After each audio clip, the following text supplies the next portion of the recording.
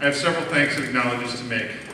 When I came to Hudson 11 years ago, I was leaving a district that had a strong middle school music program, but unfortunately, often high school bands and choruses numbered in the single digits and teens because of several factors, including the schedule. Hudson was a music program that I very much wanted to be a part of because Alvern High School had such a great music department for so many years.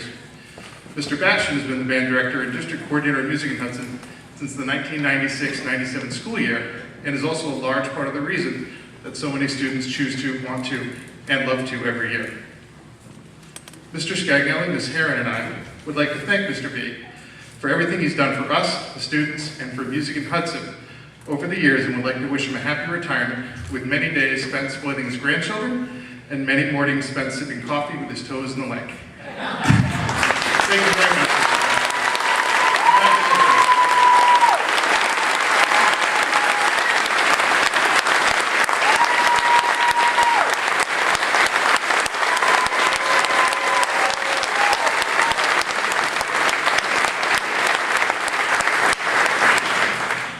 Which also leads me to one more thank you.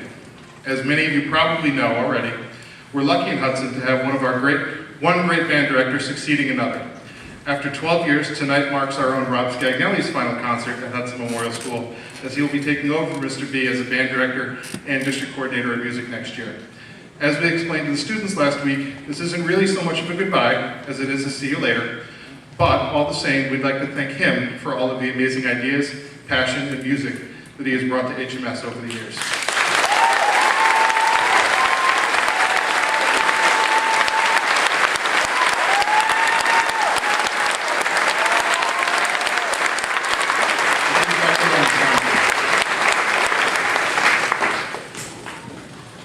And my last thank you tonight is for the students of the 8th grade band behind me. The acknowledgements for the adults are important, as are the gifts and the coffee mugs. But tonight is really about them and their musical growth and their accomplishments over the last 3 years. I remember, as I know some of you do, their first ever performance on their stage as fifth graders. Silent Fist was the opening act. When you think back to that performance of Beethoven's Ninth and fast forward in your head to what you've heard tonight, it really is a testament to just how much of themselves they've put into this and how hard they've worked to get here. It certainly hasn't always been pretty, but there have been lots of laughs and great music along the way.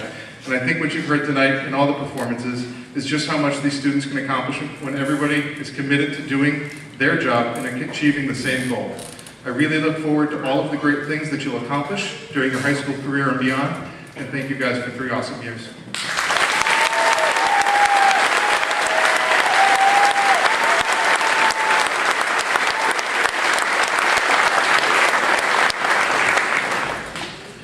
Our final piece tonight is the St. Louis Blues, originally composed by W.C. Handy in 1914. This piece is one of the most recorded songs in history and the first blues song to reach the top of popular music charts. It was also the inspiration for the name of the St. Louis Blues NHL hockey team. In class this spring, we've been working on playing and improvising in a blues style, in a 12-bar blues.